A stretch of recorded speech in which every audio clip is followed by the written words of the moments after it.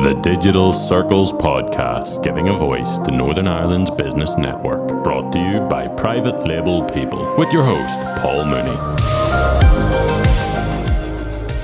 Hello everybody, welcome to the pod. I'm Paul Mooney as usual, and today we have Cillin Gilmour in with us. Cillin from Sneaker Cleaner Belfast. Cillin, how are you doing? Oh, good, yeah. Thanks for having me today. You're very welcome. It's great to have you here. I have to say, I've been really hypnotised by some of the work you've been doing, looking at some of the profile pictures online, Instagram and all the rest of it, and it's one of those businesses that's really photogenic and you can see the results, I think it really speaks to people. But I'll start with a fact, actually. I don't know if you know this. Be impressed if you do. Go ahead. I'll be impressed myself if I do. In the late 1800s, rubber-soled shoes became known as sneaks because the sole made the shoes quiet and noiseless. Did you know that? I hadn't a clue. Nope. There you go. Nope. There you go. I know more about your business than you do. Fact of the day. Thanks for that information. I'll take that back to the boys in the shop. Yeah, that's. I honestly didn't know it, but it makes a lot of sense. Yeah, it does.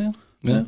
Good for people if they're wanting to commit robbery, sneak up, but without making any sound. But no, you're doing really well. Things are going really well for you. How did it all come about? Started from a really young age, to be fair. When I was younger, I always collected shoes, always had my shoes spotless. Even when I was playing football on the street, straight in, baby wipe, clean them from no age, like from 6, 7, 8. And then once I started to get older, spending more money on shoes, really started to look into the aftercare of them. All started in America, really. That's where the main people are.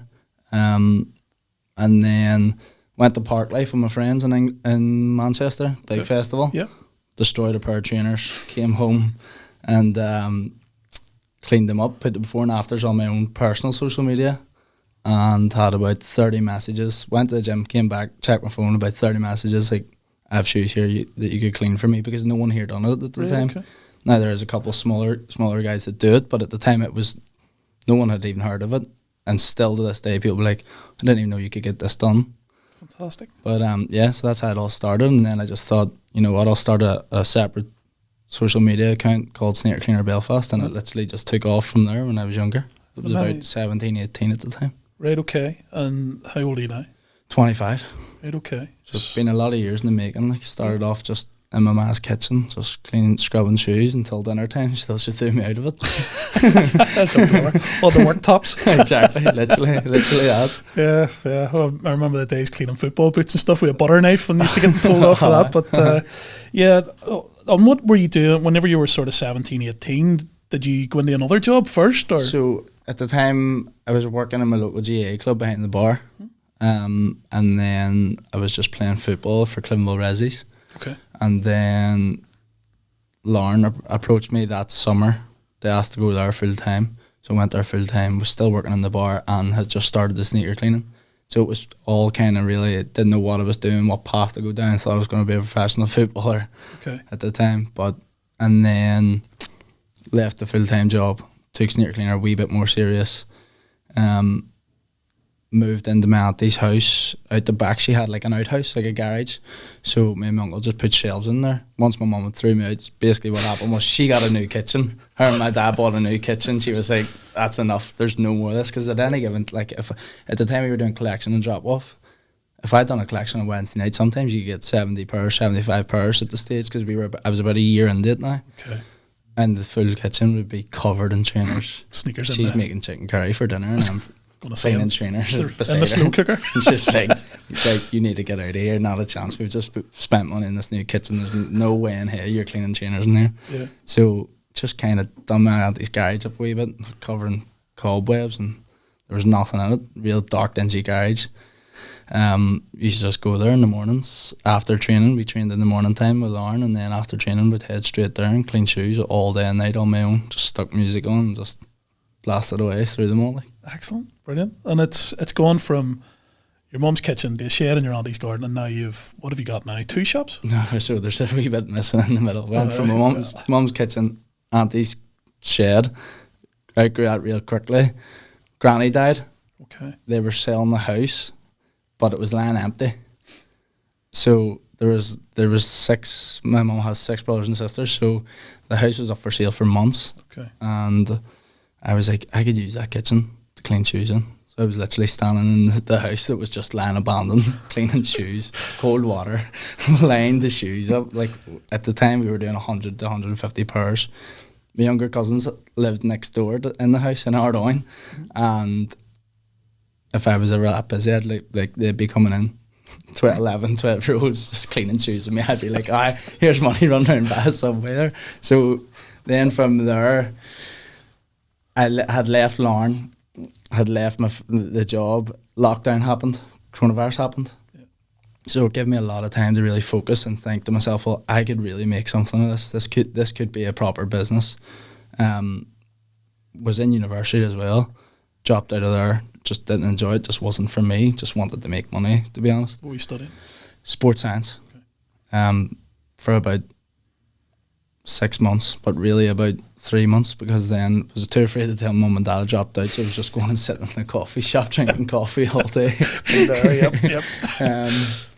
So yeah, coronavirus happened, and to be honest, it was a good time for me because it gave me time to sit back and think about what I could make of this, because when I was doing the Sneaker Cleaner, it was all weekend money. It was all fun money for me and my mates to go out with and go for fancy dinners and drinks, and it was extra money in my eyes. I had a full-time job at the time as well, so then obviously wasn't working, so really seen it start to pick up, got better on my social media, making reels, making videos. People really interacted with that because they are satisfying videos.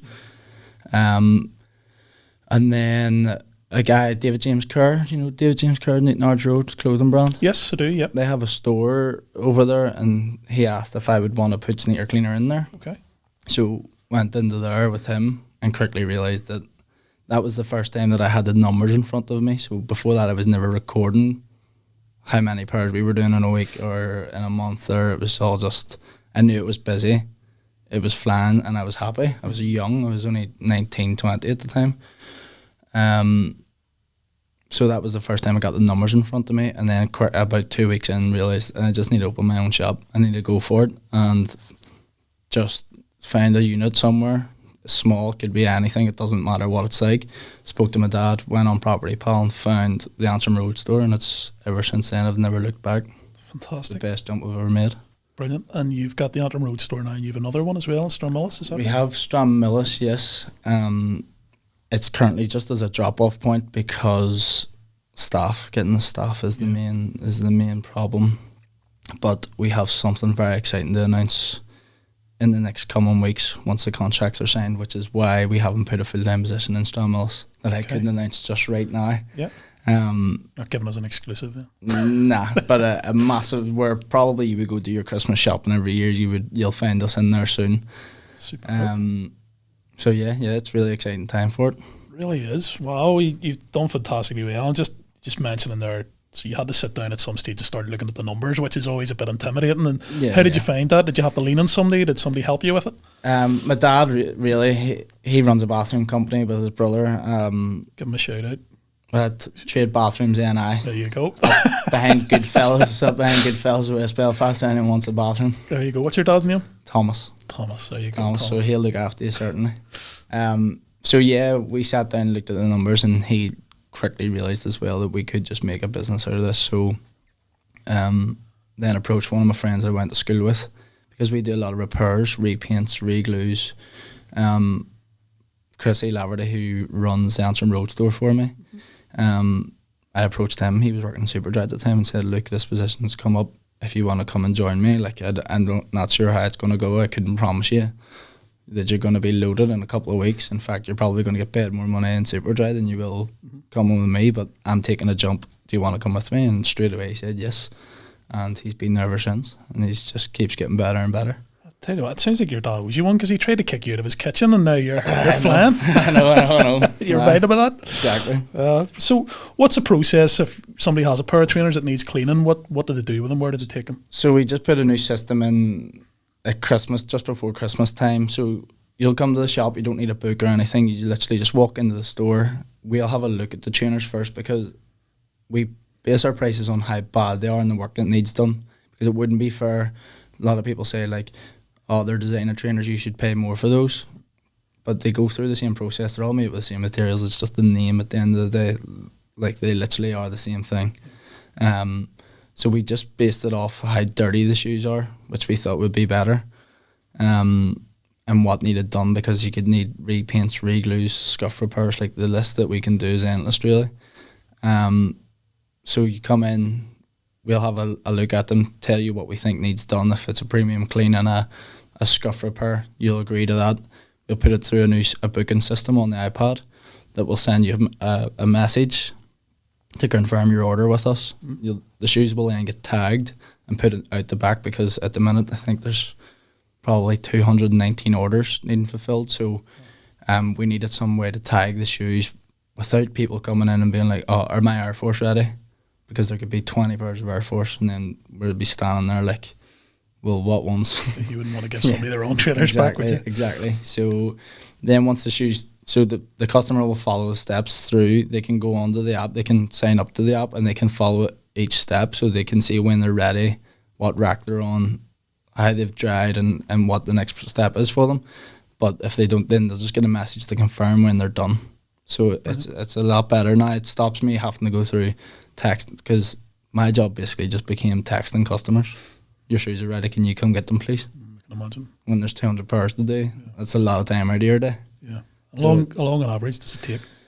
For the process, depends how busy we are. So at the minute, I think it's 4 to 5 days turnaround, but before Christmas, so I think we had it to 10 days because of how busy we were. People have now realised that instead of buying new shoes for Christmas, we'll just get these ones cleaned up. You mentioned the app there, Cillin. How does that work? So when you get your confirmation of your order, there will be a link that will take you to sign up to the Clean Cloud app. That's the company that run the service for us. Now, I do have a store in Blackpool as well, in a partnership with one of my friends that moved there. They have the app sitting so that they still offer a delivery and drop-off service, or a collection and drop-off service, which we don't offer just because of how busy we are at the minute. But so basically, when you clean up, or when you sign up, you can follow the process along. You can go in and see the order, what it's been put through as, the time scales, what notes we add personally, because if I'm in on the Monday and I take the shoes in, you will add a note of the stains, like if it's blood or coffee, because all different stains have different ways of cleaning. If I'm not in the next day and the boys see that and the stain's still there, they need to know what's on it before they start putting chemicals on it. So you can actually, if you're on the app, you can see the notes that we have added to the tags of the shoe. So you'll know that I've left a note for Chrissy. Like, you could literally see the conversation, Chrissy, blood, don't use X, Y, and Z, or use the same thing and see how it dries in an hour's time. If not, give me a message and I'll come down and try and sort it out again. Hopefully not blood. No, well, we get loads of blood. And really? Yeah, all the time. Why does that not surprise me? Not in Belfast anyway, usually on a Monday morning. With me nowadays, it would be doner kebab stains. Actually, your kebab falls out on your shoe at the end of the night. I actually have a pair of shoes that a couple of weeks ago we went out, all the boys went out, and I was in a Monday morning cleaning them, and they had like a real yellow stain on them. And Lee was like, how have you done that? Like, why have you done that, those shoes? Because obviously we judge each other now when they come in with shoes dirty, and I was like, it's Chinese from Sunday night after watching the football. It's like, always you, like, always spilling stuff in your shoes. There you go, that's another demographic now. You give business cards out with Chinese meals and kebabs whenever people are getting them. Spilled down the front. Yeah. Excellent. Super. Yeah. Super. And are you limited to trainers' shoes? Is there anything else that you No, we do caps, bags, we do dressy shoes, we do women's heels. So we have done a couple of stains on jackets and t-shirts, but it's not really our thing. It's different equipment now. Okay. If I have a look at it and I think I can do it, we will do it. I have done 1 or 2 jackets, but it's just different equipment entirely, whereas caps, bags and heels we can all sort as well. Fantastic. I remember when I was young, and I was the same as you, as I playing football, the way I didn't take care of mine the way you did by the sounds of things, but trying to clean them, and you got those wee balls, was it kiwi or something, and they had a wee buffer on the end, and the polish came through them. The polish came out of it. They were never the same. You're just basically painting them. Absolutely, yeah. What's the sort of process you put them through? I don't want you to give away your trade secrets. No, of course. So everything's cleaned by hand. there's no washing machine involved, which we get a lot of comments on social media, like, washing machines worked for 20 years, what are you trying to change it for? And you're like, well, no one's going to put their £500 pair of shoes in the washing machine. No, and anybody that's washing machine their trainers knows they're the same. You run a risk, of course. So everything cleaned by hand. They'll go through a full clean when they come in, no matter what. All our cleans are to the same level, so it doesn't matter if you pay £70 or £25. The shoes are getting cleaned to the same extent. It's just the repairs after that are the difference. So they're cleaned by hand once, steamed, and then let dry, because then we need to see how they dry up. Because usually, if you're doing a material like canvas, when they're drying, they look worse than when you started. Mm-hmm. And when I was only starting on my own, I was like, I've ruined a pair of shoes. Here we go. I'm gonna have to buy someone a new pair of shoes. Yeah. So once they then dry, then the following day the laces, they'll be relaced again. We'll have a look at them and think to see if we can get any more out of them, and then the boys or myself will go back over them once again. And then once you've cleaned the dirt off, sometimes you can uncover scuffs, paint damage, something, could be anything, that will then send a message to the customer and ask if they want that sorted, and we could do that, and then we'll change the time frames and stuff again for them. Excellent. Anybody that's listening, once you go online and you see the photographs of before and after, there's such a difference. It's just like a brand new pair of trainers. And trainers, people, obviously, I was actually driving into work this morning. I went, what trainers am I wearing? Do you find yourself looking at people's feet a lot? Oh, yeah. Shoe contact before eye contact now. And it's the same with the boys as well. So it's funny because people always say to me, like, if I'm wearing a pair of trainers and they're mark on them, they'll always be like, your shoes are dirty, you're not the sneaker cleaner. And I'm like, yeah, but I have customers to deal with, like 200 pairs to clean. I'd rather make the money than be getting the scuff off my own shoe. But yeah, definitely. And it's subconsciously, because I think just in the back of my mind, I'm like, everyone now wears trainers. It's not like 20 years ago when people wore dressy shoes. And the price of trainers now is crazy. Like, it's just a standard pair of Nike trainers you're talking £100. Doesn't matter. You used to, when I was growing up, like the Nike Air Max that I'm wearing today, I bought for £180. When I was growing up 10 years ago, my brothers were buying them for £80, £90. So they're £100 difference, like, in just a couple of years. Yeah. So, and that's the way it's going at the minute. They are getting dear. Every new release, they're getting dear and dear. The price goes up and up. So yeah, it's especially anybody with kids will know as well. Kids trainers used to be a lot cheaper, and then now not a chance are they cheap. They're no matter what ones you look at. But it's also, you see people wearing them the weddings now with a suit, or you see people at a funeral wearing sort of fancy good looking trainers. But yeah, it's a different market now than what it was. But I don't know anybody that I've spoken to that doesn't think it's a brilliant idea. I have to say, everybody's like a lot of the older generation at the start, when we started, were like turned their nose up at it, because obviously they grew up when trainers were cheaper, and like my grand and stuff would have bought, like, re-glued my own mum's shoes for her when she was growing up. Like, it's a funny story. She always tells that, like, if her dad was alive, he'd be hating this business idea, because he's like, he'd just be old fashioned, like, I just do it myself. Yeah. So you do it with the older generation, they don't quite understand, because they're not spending the same amount of money that the younger generation would spend. It's a different era, it's different times altogether. People want to look the best they can look, and it's almost a competition of who can look the best nowadays, or who can have the most expensive trainers on. Yeah. Like, we've had trainers come in that are worth £5,000-6,000. Like vintage Nike Air Max, like for talk's sake, St. Paddy's Day Nike Air Max, that there was only 1,000 pairs made. Right, okay. That someone came in and was like, can you repair these? And I was like, I have insurance for this. Am I insured to do this? I actually don't know. Yeah, so that when that pair came in, then that was another thing. I was like, I need to be insured, because if I destroy these and I have no insurance, I'm £5,000 out of pocket that right now I wouldn't have. This was near the start when I had just opened the shop. So, like, whenever you're starting business at a young age, you don't know that you need all this extra stuff, like insurance. Like, what happens if there's a flood in the shop and all these shoes are floating about the next morning? Like, this could happen. You don't know what's going to happen. So whenever, going back to my granny's house, there was a flood. Her sink was leaking and I hadn't realised, and I came in the next day and there was literally shoes floating.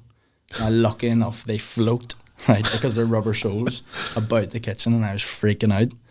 but they were all savable. In the end, they were. But not just part of the washing process. I know, a couple of damaged boxes, like, but I got away with one. But going through the process from when I started to now, what I've learned is insane through starting business, and I really enjoy the process of learning what it takes to run a business. Like in school, even in school, you're not really taught how to be self-employed. It is a serious, scary, it's really scary at the time, like when you're just starting out and you're going through the process of hiring your friends. Like, what happens if tomorrow no pairs come in and there's no work for those guys? They're looking at me like, are you going to pay my wages? And I'm looking at them like, I really wish there were shoes here for you to clean. Do you know what I mean? So these are all things that I had to think about whenever I was starting the shop. Yeah. And anybody that owns a business knows, they know exactly what you're talking about there. Yeah.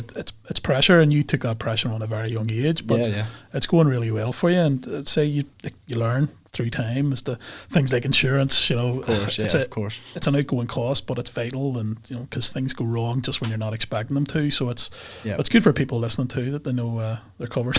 That's a very trusting person that left there. So before we had the shop as well, like when I was doing collections and drop offs, people would always say to me, I'd show up at their door and people would be like, "You're not going to steal these, are you?"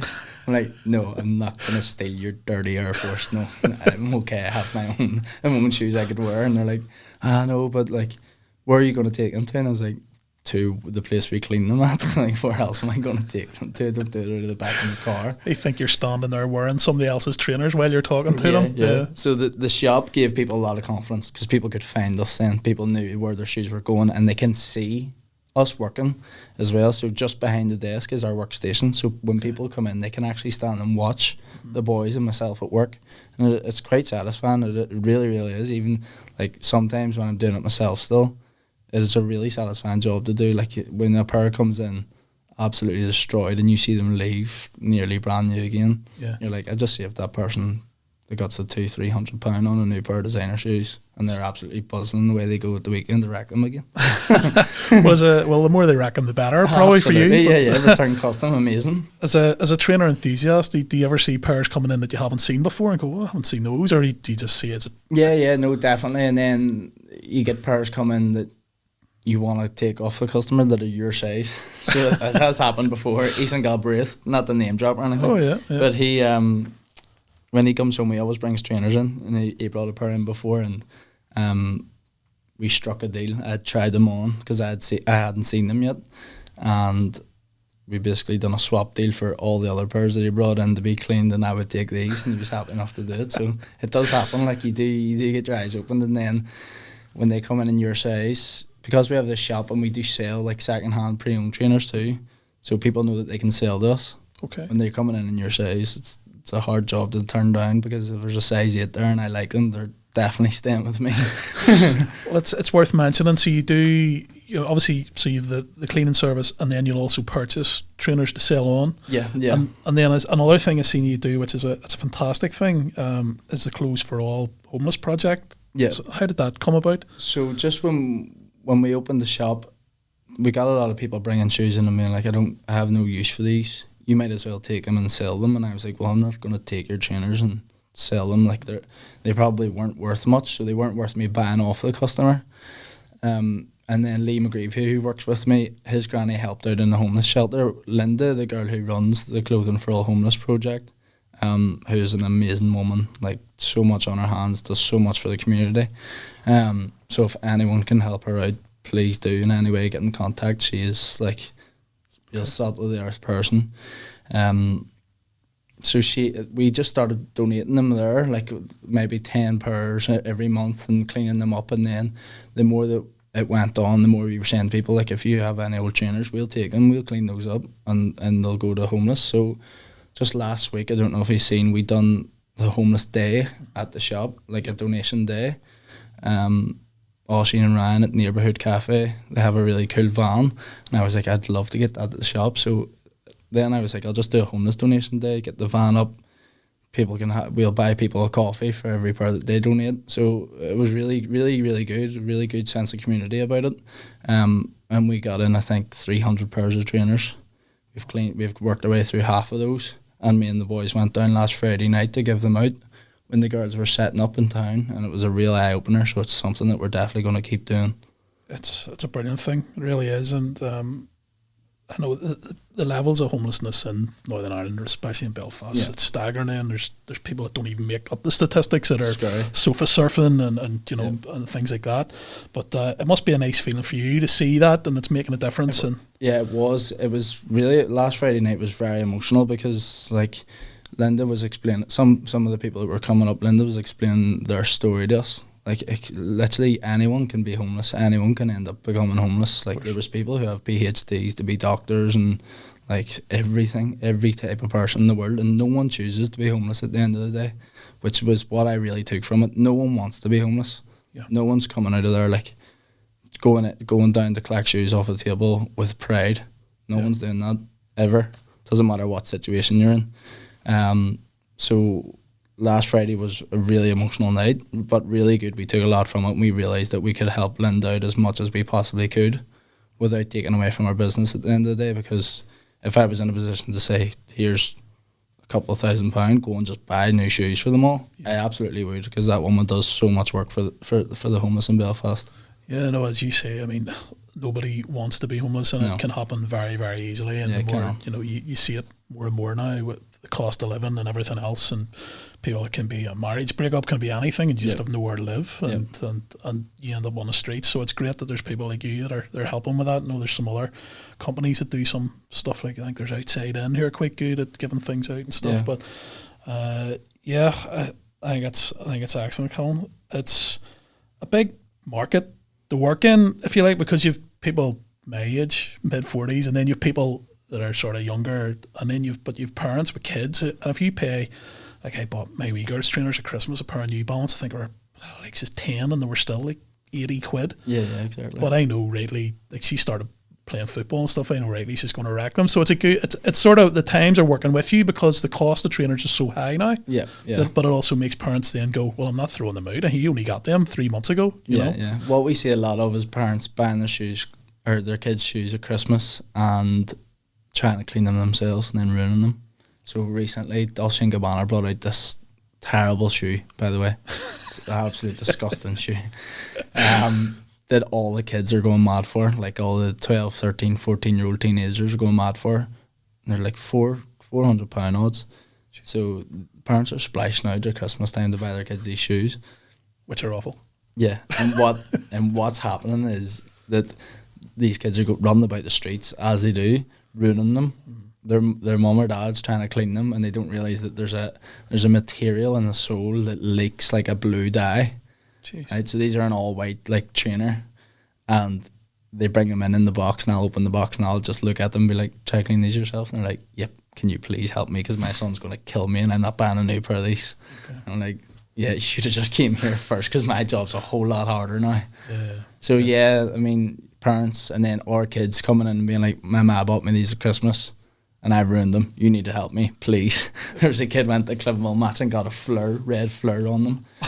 And it's literally impossible. It basically burns through the material and really, really dyes it.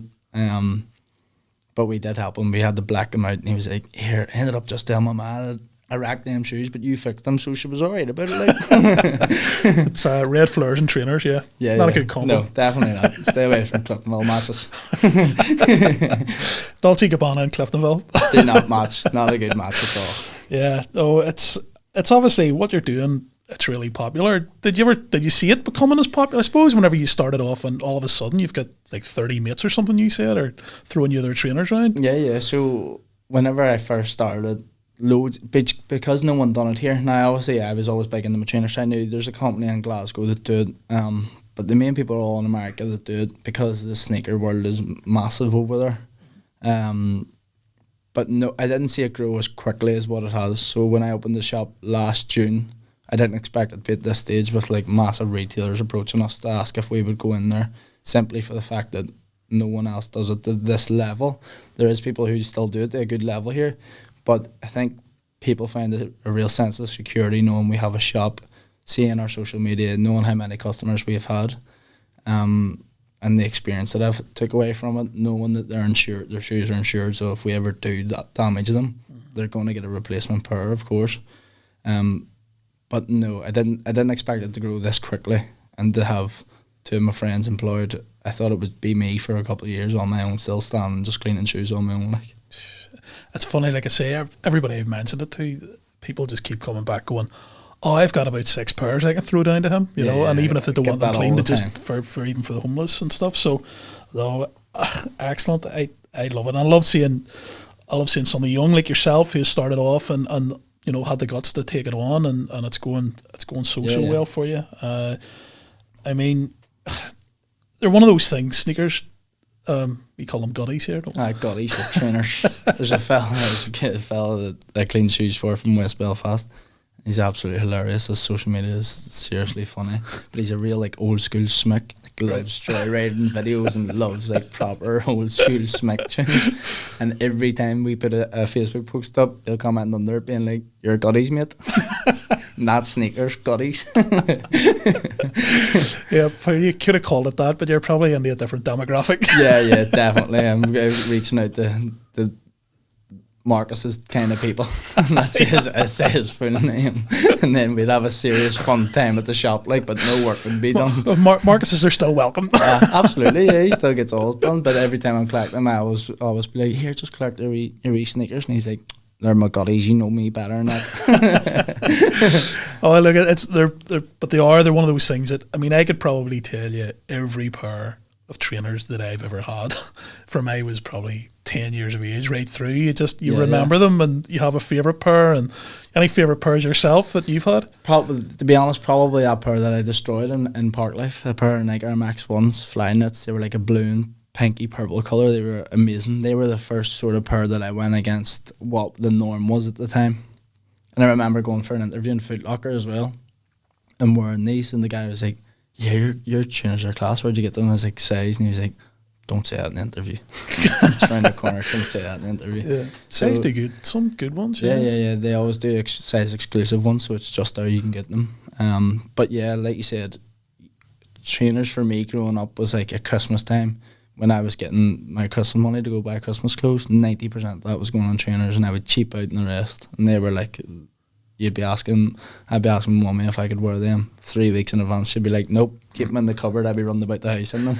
Yeah, no, never wear good trainers to a festival is the lesson there. No, yeah, well, no, definitely do now, because we're available. Sneaker Cleaner Belfast is here to help. Like, you could have pop-ups at festivals. I talked about this, so I did speak about this. Like, when I seen Neighbourhood's van serving coffee out of it, I was like, well, they can literally make hot coffees out of their van at festivals. Why couldn't I hand out flip-flops in exchange for trainers and then take them back, clean them, post them back to you? Great idea. The other side of it is you're in Belfast and people are like, "Dead on, mate, you be selling them tomorrow on Facebook Marketplace." So it is something that I'm going to work on, because it is a really good idea, even just to park the van out the front of a festival, where people can see it, and then it's in the back of their drunken mind the next day when they look at their trainers destroyed. They're like, "Did I see a Sneaker Cleaner Belfast van at the festival, or am I dreaming?" Somebody looks over and you're standing in their Nike Air Max in the middle of a muck pit watching a band. Exactly. No, well, I remember, I was saying about names for trainers and gutties being a name. I remember buying a pair off size, and do you know the way you can pick them up from, it's like JD Sports or something? They have an agreement with. Yeah. And maybe they're owned by same them. company. Yeah. And I remember getting in, and the fella opened the box, and they opened the box to check the trainers, and he went, "Oh, you see, size do awesome stuff. Look at these wagons." Wagons. Belfast slang is the best ever. Like being positioned on the Antrim Road summertime, and we have the front door open constantly. Some class comments flying in that door, like, "What all them all fakers?" I'm like, well, it's not like, what do you call that street in Manchester that sells all the fake clothes? There's like a really well-known street that people's houses are just covered in fake clothes and bags out the back. I'll find the name of it, but people walking past like, "Well, fakers," like. I'm like, well, it's not really, because it'd be shut down instantly, and they belong to people. They're being cleaned. They're not for sale. You might see, do you know, sometimes you're driving in a neighbourhood and you see pairs of trainers hanging from the telephone wires. You might see a bit more of that. But no, even years ago when I was young and I was going out to clubs and stuff, bouncers wouldn't let you in if you were wearing trainers. You had to be wearing shoes. I actually remember getting into the Egg one night, and the fella I was with was wearing weight trainers and they wouldn't let him in. So what we did, we sneaked inside. And one of us took our shoes off and sneaked them back out to him so that he could get in with his shoes on. Here, the bouncer must have thought he had the quickest. He must have lived around the corner. Usain Bolt around the corner, back again. Absolutely, yeah. New trainers on. But that again, it's just sneakers becoming more part of society now, and they're more accepted, and people can wear them more and more. Yeah, times have changed massively with it. Have you seen that film Air? Yeah, went to cinema and watched that. Brilliant, isn't really, it? Really good. Yeah, really good insight. Like in the Nike story, it's really, really good. I enjoyed that a lot. Yeah, it's amazing actually. I didn't realise that Nike were pretty much on their uppers, and Nike are actually working on a program to bring old trainers back to life and sell them as second hand again. Is that right? Yeah, okay. yeah. But it hasn't kicked in yet. I know they have started it, and once that starts, then I'm blew out. Like everyone's just going to buy their second hand trainers off Nike now. Yeah, part of run the business is you learn how to shift with the times, and you've already showed such entrepreneurial spirit to get you to where you are now. So you'll be able to shift no problem. But what does the future hold, do you think? Just talking on that, in the next sort of 5 years, have you a plan in place or any ideas about what you want to do? Is there any new ventures you're starting into? Yeah, so recently just started a clothing brand as well, because we have the shop. The shop's quite cool. When I opened the Sneaker Cleaner, I just thought, I'm not going to make this entire unit shoe cleaning. That would be insane. I would have to be cleaning 1,000 pairs a week to fill the place. So we put a bit of money in it and made the shop front really nice. So we are bringing out a clothing brand, me and a friend of mine, Ronan, a streetwear clothing brand. Okay. So I have the shop front for it. That's in the process at the minute. We're just waiting on samples and stuff coming back to see how they fit. But in 5 years for Sneaker Cleaner, God, the next 5 weeks is going to be so exciting. Mm-hmm. So that's what I'm not looking too far ahead, because it could end up being massive. Like, it could really, really change the business, do a 360. Like, it is a good business model at the minute. Like, it's run well by me and the team. But if all goes to plan in the next sort of 5 weeks to 10 weeks, it could be huge. It could be nearly in every major store in Belfast, and then beyond, Dublin, England. We could, like, if the next 5 weeks goes well, we'll determine how big it could actually be. Sky's the limit. Yeah, of course. We'll certainly wish you well with that. And thank you. You named, it was DJK recently there. David James Curry, yeah, they're doing quite well. You're starting to see his stuff quite a lot of the time on people's stuff. So. Markets that really well with the boxers and stuff. I always see them wearing it on their podcast. Throne McKenna and Big Tommy do the whiskey and white. They're always wearing it. So he's given it into the right hands for people to wear it and put it out there. Like. Well, it's all about connections. That's why you're here. Absolutely, yeah, of course. But no, listen, Callum, I really appreciate you coming on the podcast. It was great having you here, and you provided a real insight into the business. And if anybody has a stinking pair of gutties in the house, gutties, trainers, wagons, sneakers, whatever you want to call them, it actually doesn't matter. Just bring them in store. Get them in. In fact, you know what? For the next 2 weeks, if you bring them in and say, if you clean my gutties, we'll give you 10% off. What about that? Oh, there you go. How about that? Well, that is, I tell you, you're kind as well. Gutties 10. Gutties 10 is the code. Gutties 10. There you go, folks. Get in, mention Gutties 10. At least we'll know somebody's listening to the podcast. But no, thanks for having me. It's been my first podcast as well, so I've enjoyed this a lot. Thank you so much. Thank you, Colin. Appreciate it. And you've made a great guest. So we'll speak to you again. I'm sure we'll get you on again. Yeah, perfect. Amazing. Hopefully when I'm a little bit richer and a couple more stores in my pocket. That'll be good, wouldn't it? We'll come on that ride with you every day, don't worry. Perfect. Thanks a lot, Colin. Thank you. Cheers.